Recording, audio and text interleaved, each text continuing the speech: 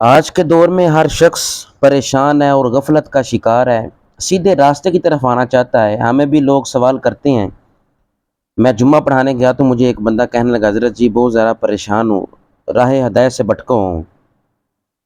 تو علماء نے تو اس کا طریقہ بتایا ہے۔ سورہ بقرہ میں اللہ رب العزت نے آیت نمبر 5 میں ارشاد فرمایا اولئک علی ھدی من ربہم واولئک ھم المفلحون۔